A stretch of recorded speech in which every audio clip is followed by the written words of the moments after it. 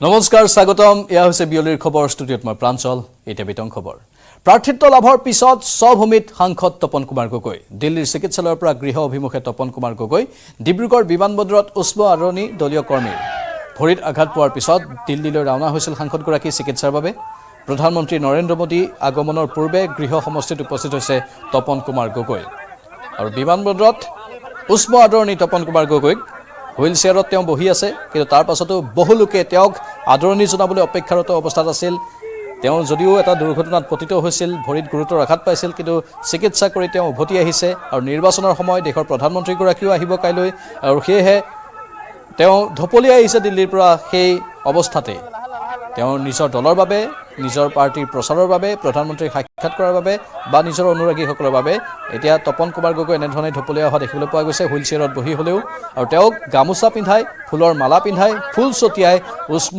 আদৰণি জনোৱাৰ দৃশ্য দেখিবলৈ পাইছোঁ আমি এয়া ডিব্ৰুগড় বিমানবন্দৰ য'ত তেওঁক উষ্ম আদৰণি জনোৱা হয় আৰু বৃহৎ সংখ্যক লোকে তেওঁক উষ্ম আদৰণি জনায়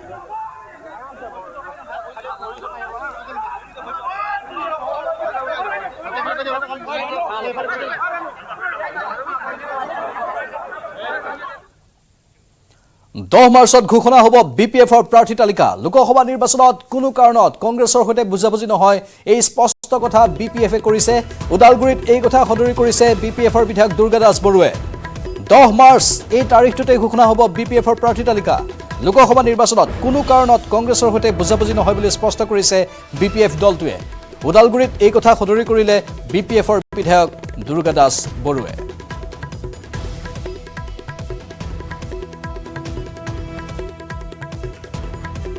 আজি আমি তিনিখন বিটিসিৰ অন্তৰ্গত জিলা সমিতিৰ আমাৰ আলোচনা হৈছিল আগন্তুক এমপি ইলেকশন যেহেতু আমি দৰং ওদালগুৰি প্ৰতিদ্বন্দ্বিতা কৰিম আমি কেইবাটাও দিশ আলোচনা কৰিলো প্ৰথম দিকটোই আমি সাংগঠনিক দিকটো কেনেকৈ কৰিম এখন কমিটি বনোৱা আমি আলোচনা কৰিলো কমিটিখন কাৰ নেতৃত্বত হ'ব তাকো আমি আলোচনা কৰিছো আৰু আমাৰ 11 তাৰিখে এখন বৃহৎ গণসমাবেশ হ'ব ইয়াত প্ৰায় 50-60 হাজাৰ মানুহৰ উপস্থিতিত এখন গণসমাবেশ হ'ব আৰু এই গণসমাবেশৰ প্ৰস্তুতি সম্পৰ্কে আমি আলোচনা কৰিছো আৰু আগন্তুক দিনত বিপিএফ দলে যে কোকৰাঝাৰ আৰু দৰং ওদালগুৰি দুটা সমষ্টিত খেলিম তাৰ বিষয়ে বিস্তৃত আলোচনা কৰিছো আৰু আজি আপোনালোকে দেখিছে ইয়াত আমাৰ মছাহাৰী ডাঙৰীয়া আমাৰ ৰিহন দৈমাৰী ডাঙৰীয়া ইমনেল মছাহাৰী ডাঙৰীয়া তেওঁ আহিছে গতিকে আমি তীব্ৰ প্ৰতিদ্বন্দ্বিতা দিম আগন্তুক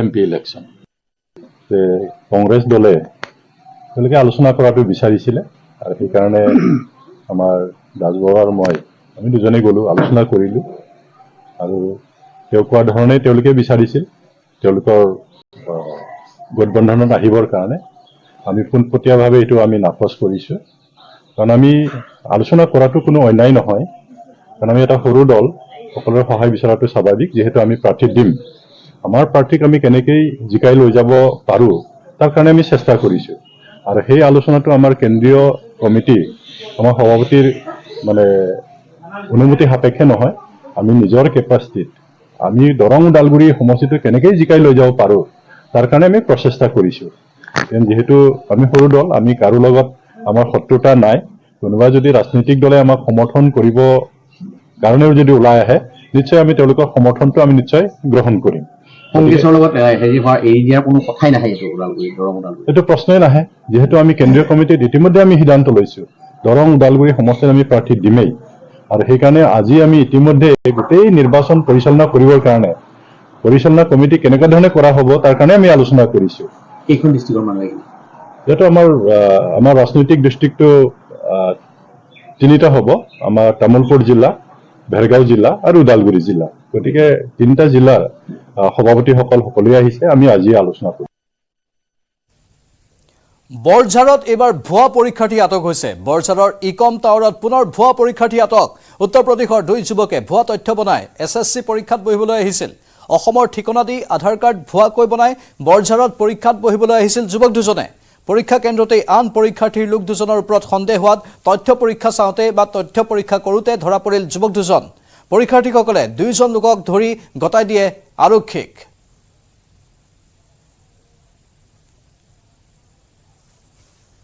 অচিনাকি ল'ৰা দেখা পালোঁ মায়ে তাক সুধিলোঁ যে ইয়াৰ ক'ৰ পৰা আহিছে যে অসমৰ পৰা আহিছে কৈছে অসমৰ কোন ডিষ্ট্ৰিক্ট যে পানীপুৰী ডিষ্ট্ৰিক্ট বুলি কৈছে তেতিয়া আমাৰ সন্দেহ হৈ গ'ল এই কি অসমৰ পানীপুৰী ডিষ্ট্ৰিক্ট আছে তাৰপিছত তাৰ ডকুমেণ্ট চেক কৰিলোঁ তাৰ গোটেই ডকুমেণ্ট ফেক আমি ইয়াতে ডিজিটেল চিষ্টেমত চালোঁ যে তাৰ মানে বিহাৰৰ হয় মানে ইউ পি আৰু ডিষ্ট্ৰিক্ট কিবা বেলেগ আছে ইয়াৰে কৈ কিনে এই ডুপ্লিকেট কৰি পৰীক্ষা দিব গৈছে যোৱাকালি ওলোৱা বুলি ক'লে আমাক এই অলপ আগতে কৈছে কি যোৱাকালি ইয়াৰ পৰা ল'ৰা ওলাই দিছোঁ ল'ৰাজন বিহাৰৰ ইয়াৰ আৰু তাৰ লগত কোনোবা আছে কিন্তু পোৱা নাই আৰু অসমৰ কোনোবা এজন তাৰ মানে পিছত আছে আমাক ফোন কৰিছে কৈছে কি তাক এৰি দে একো নকৰিবি कहाँ से आए हो हाँ कुछ फेक वगैरह बनाया डॉक्यूमेंट फेक बनाया है क्या कैसे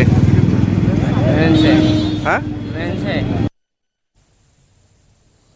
সংবিধানৰ ৩৭০ অনুচ্ছেদ আঁতৰাৰ পাছত দ্ৰুতগতিত সলনি হৈছে জম্মু কাশ্মীৰৰ পৰিস্থিতি ৩৭০ অনুচ্ছেদ আঁতৰোৱাৰ পাছত আজি প্ৰথমবাৰৰ বাবে শ্ৰীনগৰত উপস্থিত দেশৰ প্ৰধানমন্ত্ৰী নৰেন্দ্ৰ মোদী প্ৰধানমন্ত্ৰী মোদীক আদৰিবলৈ শ্ৰীনগৰত ব্যাপক পোষ্টাৰিং কৰা হয় বিকশিত ভাৰত বিকশিত জম্মু কাশ্মীৰ অনুষ্ঠানত অংশ লৈ ৫,০০০ কোটি টকাৰ প্ৰকল্পৰ শুভাৰম্ভ আৰু আধাৰশিলা স্থাপন কৰে মোদীয়ে আৰু তাৰ বাবে তেওঁ তাত গৈছে প্ৰধানমন্ত্ৰীৰ আগমনক লৈ শ্ৰীনগৰত কৰা হৈছে কটকটীয়া নিৰাপত্তা ব্যৱস্থা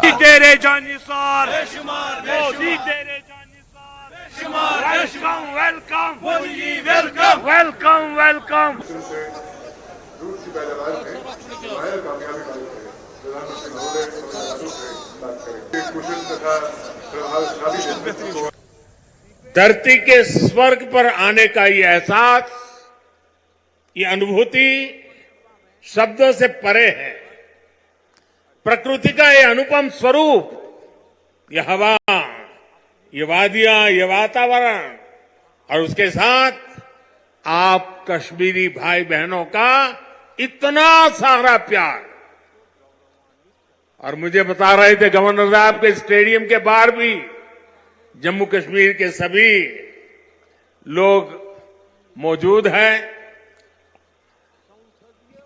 285 ब्लॉकों से भी करीब 1 लाख लोग टेक्नोलॉजी के जरिए जुड़े हुए हैं मैं जम्मू कश्मीर की आवाम का आज हृदय से अभिनंदन करता हूं ये वो नया जम्मू कश्मीर है जिसका इंतजार हम सभी को कई दशकों से था ये वो नया जम्मू कश्मीर है जिसके लिए डॉक्टर श्यामा प्रसाद मुखर्जी ने बलिदान दिया था इस नए जम्मू कश्मीर की आंखों में भविष्य की चमक है इस नए जम्मू कश्मीर के इरादों में चुनौतियों को पार करने का हौसला है आपके इन मुस्कुराते चेहरे देश देख रहा है और आज 140 करोड़ देशवासी सुकून महसूस कर रहे हैं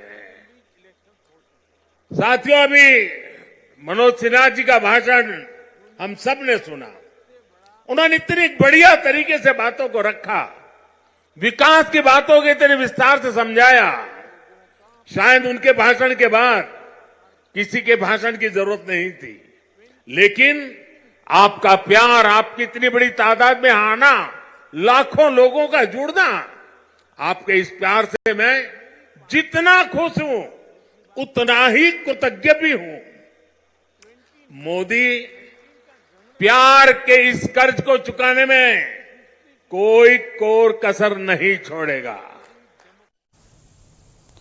big breaking news Guwahati Dibrugarh আৰু তেজপুৰত হ'ব কেজৰিৱালৰ জনসভা আম আদমি পাৰ্টিৰ হৈ প্ৰচাৰ চলাবলৈ আহিব অৰবিন্দ কেজৰিৱালক সংগ দিব পঞ্জাবৰ মুখ্যমন্ত্ৰী ভগৱন্ত সিং মানে তিনিখনকৈ বৃহৎ জনসভাত অংশ ল'ব দিল্লী আৰু পঞ্জাবৰ মুখ্যমন্ত্ৰীদ্বয়ে আম আদমি পাৰ্টিয়ে গুৱাহাটী ডিব্ৰুগড়ৰ লগতে শোণিতপুৰত দিছে দলীয় প্ৰাৰ্থী গুৱাহাটীত আপৰ প্ৰাৰ্থী ভৱেন চৌধুৰীৰ হৈ চলাব প্ৰচাৰ ডিব্ৰুগড়ত মনোজ ধানোৱাৰৰ হৈ প্ৰচাৰ চলাব মুখ্যমন্ত্ৰীদ্বয়ে অৰ্থাৎ ভগৱন্ত মান আৰু অৰবিন্দ কেজৰিৱালে তেজপুৰত শোণিতপুৰৰ প্ৰাৰ্থী ঋষিৰাজ কন্দিন্যৰ হৈ চলাব প্ৰচাৰ আৰু এনেধৰণে অৰবিন্দ কেজৰিৱালৰ অসম ভ্ৰমণসূচী ঘোষণা কৰা হৈছে গুৱাহাটী ডিব্ৰুগড় আৰু তেজপুৰত হ'ব কেজৰিৱালৰ জনসভা আম আদমি পাৰ্টিৰ হৈ প্ৰচাৰ চলাবলৈ আহিব অৰবিন্দ কেজৰিৱালক সংগ দিব পঞ্জাবৰ মুখ্যমন্ত্ৰী ভগৱন্ত সিং মানে তিনিখনকৈ বৃহৎ জনসভাত অংশ ল'ব দিল্লী আৰু পঞ্জাবৰ মুখ্যমন্ত্ৰীদ্বয়ে আম আদমি পাৰ্টিয়ে গুৱাহাটী ডিব্ৰুগড়ৰ লগতে শোণিতপুৰত দিছে দলীয় প্ৰাৰ্থী গুৱাহাটীত আপৰ প্ৰাৰ্থী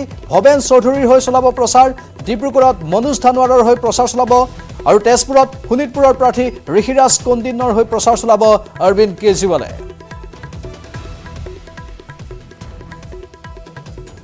আনফালে ৰাজ্যত ইতিমধ্যে থানবান হৈ গৈছে বিৰোধী ঐক্য। এইবাৰ 3টা সমষ্টিত প্ৰাৰ্থী দিলে কমিউনিষ্ট পাৰ্টি অফ ইণ্ডিয়াই। যোৰহাট সমষ্টিত কনক গগৈক প্ৰাৰ্থিত্ব, কাজিৰঙাত পৰমানন্দ দাস আৰু লখিমপুৰত ধীৰেন কছাৰীক প্ৰাৰ্থিত্ব।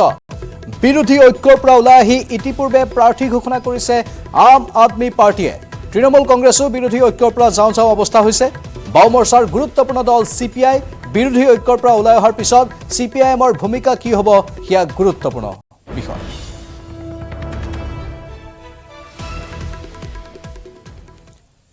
এবাৰ তিনিচুকীয়াত বাঘৰ আতংক। বাঘৰ আক্ৰমণত আহত হ'ল এগৰাকী মহিলা। আহত মহিলাগৰাকীক কালাপতি তাছা খৰি আনিবলৈ যোৱাৰ সময়তে আক্ৰমণ কৰে বাঘে। বিগত 2 মাহৰ পৰা অঞ্চলটোত ত্ৰাস সৃষ্টি কৰিছে এটা বাঘে। নলিনী চাহ বাগিচাত আশ্ৰয় লৈ আছিল সেই বাঘটোৱে। পুনৰ চলাইছোঁ তিনিচুকীয়াত বাঘৰ আতংকৰ খবৰ। বাঘৰ আক্ৰমণত এগৰাকী মহিলা আঘাতপ্ৰাপ্ত হৈছে। আহত মহিলাগৰাকী কালাপতি তাছা খৰি আনিবলৈ যোৱাৰ সময়তে আক্ৰমণ কৰে বাঘে মহিলাগৰাকীক। বিগত 2 মাহৰ পৰা অঞ্চলটোত ত্ৰাসৰ সৃষ্টি কৰিছে এটা বাঘে। নলনী চাহ বাগিচাত আশ্ৰয় লৈ আছে সেই বাঘটোৱে।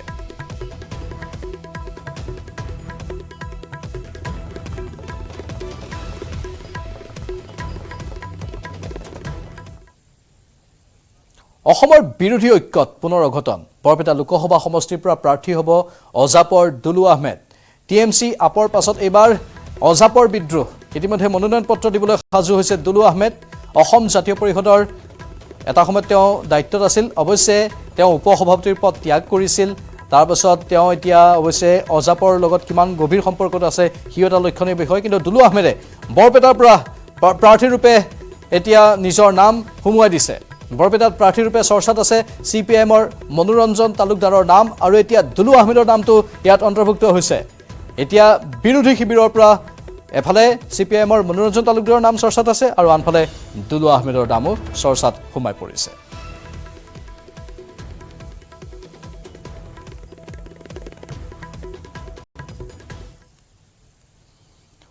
কাৰ বিৰুদ্ধে আছুৰ প্ৰতিবাদী কাৰ্যসূচী। শ্বহীদ ন্যাসৰ পৰা হোৱা আছুৰ বাইক ৰেলীত কেইবা শতাধিক সদস্যই অংশগ্ৰহণ কৰে। কাৰ বিৰোধিতাৰে পুনৰ আৰম্ভ হৈছে আছুৰ প্ৰতিবাদী কাৰ্যসূচী। ইয়াৰ লগতে ৰাজ্যৰ প্ৰতিখন জিলা সদৰতো উলিওৱা হ'ব প্ৰতিবাদী বাইক ৰেলী। ইতিমধ্যে কাৰ বিৰুদ্ধে প্ৰতিবাদ ৰোধ কৰিবলৈ চেষ্টা কৰিছে আৰক্ষীয়ে। বিগত কেইবাদিনৰ পৰা মহানগৰীৰ প্ৰতিটো প্ৰান্তে প্ৰান্তে সষ্টম হৈ আছে আৰক্ষী প্ৰশাসন আৰু তাৰ মাজতেই কাৰ বিৰুদ্ধে এয়া আছুৰ বাইক ৰেলী। কোনো কাৰণতেই অসমত মানি লোৱা নহ'ব সেই হুংকাৰ দি মহানগৰীৰ ৰাজপথত সদৌ অসম ছাত্ৰ সন্থাই এই বাইক ৰেলী বাহিৰ কৰে। সমান্তৰালভাৱে কোকৰাঝাৰতো সদৌ অসম ছাত্ৰ সন্থাৰ উদ্যোগত কা বাতিলৰ দাবীত বিশাল বাইক ৰেলী। কা বিৰোধী বিভিন্ন শ্লোগানেৰে শতাধিক আছু কৰ্মীয়ে উত্তাল কৰি তোলে পৰিৱেশ।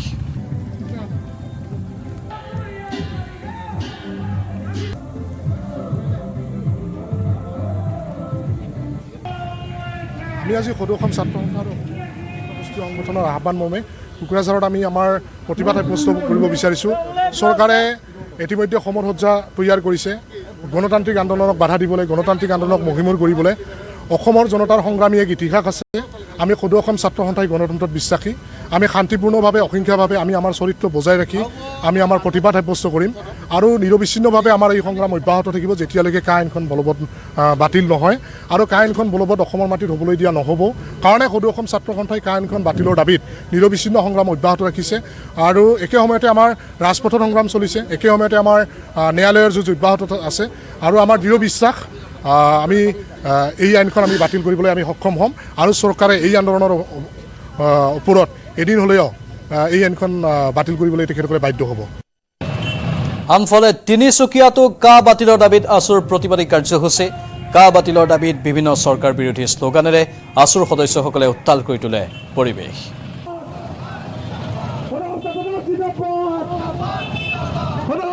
জিন্দাবাদ অসম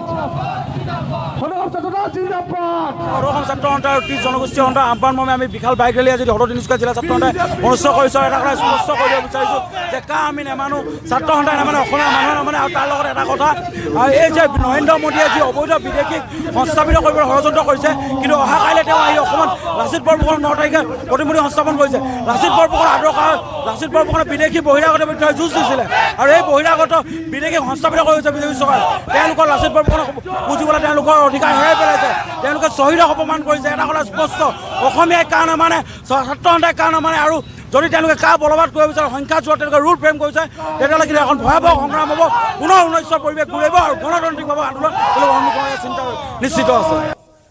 সমান্তৰালভাৱে উজনি অসমৰ শিৱসাগৰতো সদৌ অসম ছাত্ৰ সন্থাৰ উদ্যোগত কা বিৰোধী প্ৰতিবাদী কাৰ্যসূচী।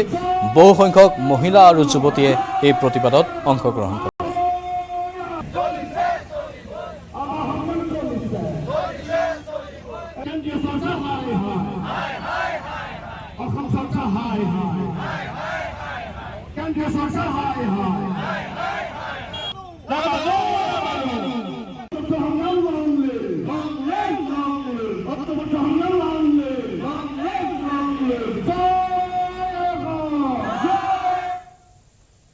পুনৰ এবাৰ অসমলৈ আহিব দেশৰ প্ৰধানমন্ত্ৰী।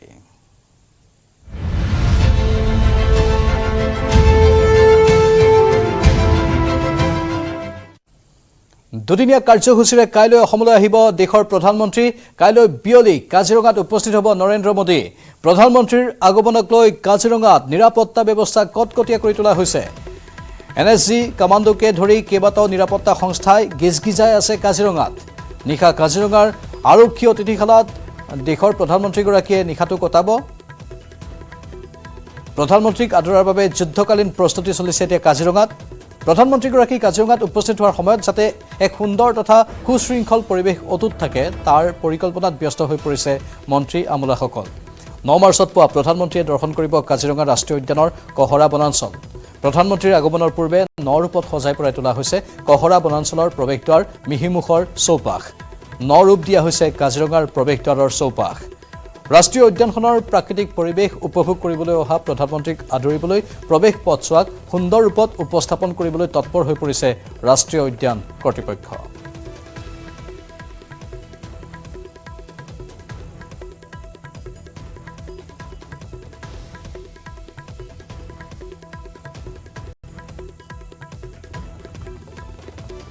কালিলৈ কাজিৰঙাত উপস্থিত হ'বহি দেশৰ প্ৰধানমন্ত্ৰী নৰেন্দ্ৰ মোদী, আৰু নৰেন্দ্ৰ মোদীক আদৰাৰ বাবে প্ৰায় সম্পূৰ্ণ হৈছে কাজিৰঙাত প্ৰস্তুতি। মই আছো কাজিৰঙাৰ যি মূল প্ৰৱেশদ্বাৰ কহৰাত আছো। কহৰাত আচলতে সামগ্ৰিক পৰিৱেশ দেখুৱাম।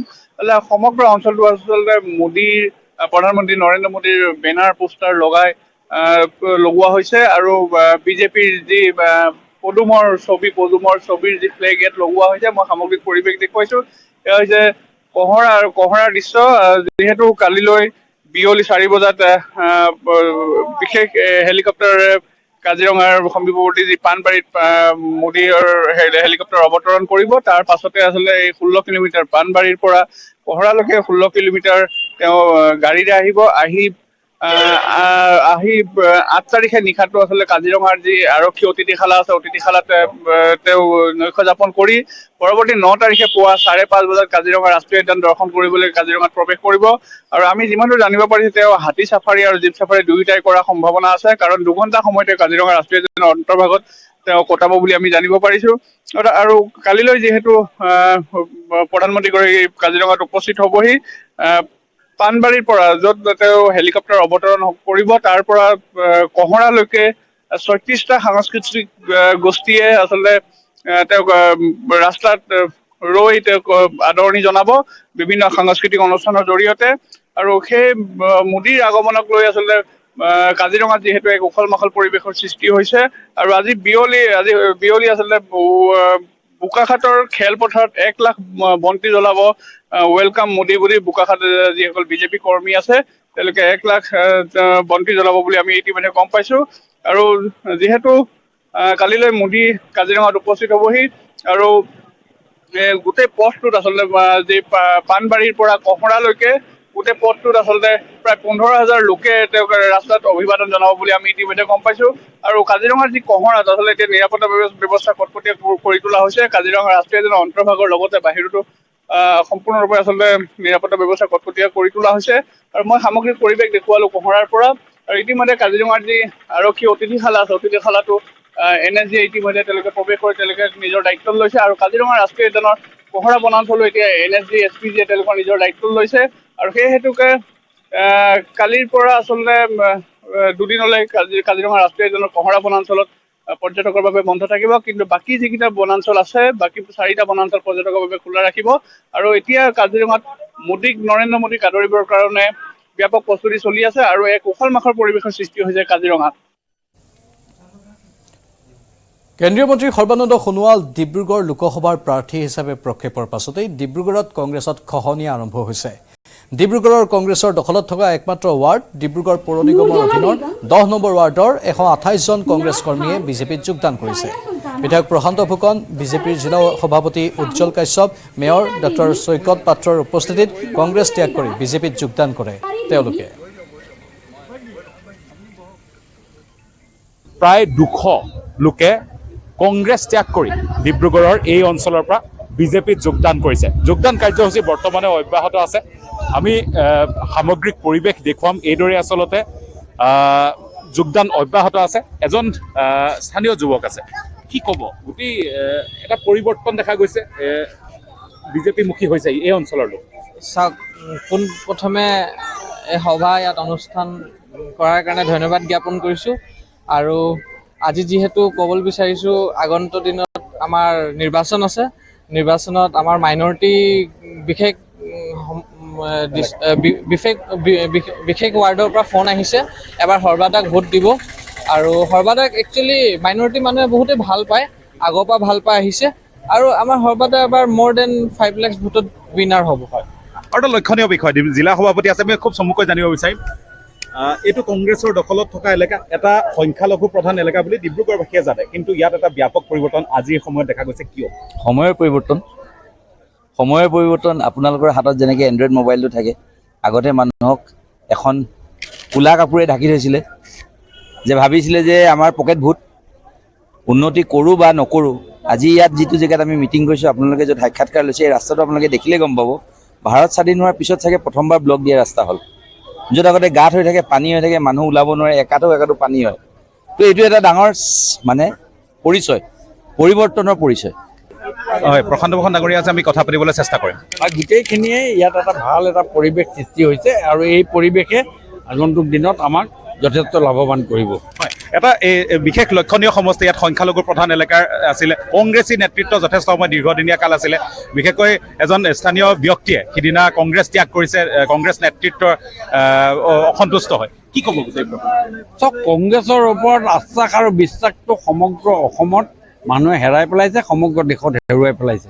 তাৰে ব্যৱস্থা হিচাপে আজি আপুনি 10 নম্বৰ ৱাৰ্ড, যিটো ৱাৰ্ড আপোনাৰ যোৱা মিউনিচিপালিটিত 22টা ৱাৰ্ডৰ ভিতৰত অকল এটা ৱাৰ্ডেই কংগ্ৰেছে জিকিছিলে, কিন্তু আজি সমগ্ৰ 10 নম্বৰ ৱাৰ্ডৰ সকলোখিনি প্ৰায় ব্যক্তিয়ে আজি ভাৰতীয় জনতা পাৰ্টীত যোগদান কৰিছে। কাৰণ ভাৰতীয় যোগদান কৰা এটাই কাৰণ যে তেখেতসকলে যিবিলাক ডেভেলপমেণ্টৰ কাম দেখিছে, এই ৱাৰ্ডক আমি মাহিয়াই চকুৰে চোৱা নাই। যিখিনি আমাৰ কাম কৰিবলগীয়া আছে, সেই কামখিনি কৰিছোঁ। আজি যদি আপুনি অৰুণোদয় আঁচনি চাওক, এই ৱাৰ্ডত আমি কম দিয়া নাই। আমাৰ যদি আজি ৰেচন কাৰ্ডৰ কথা চাওক, আমি এই ৱাৰ্ডত কম দিয়া নাই।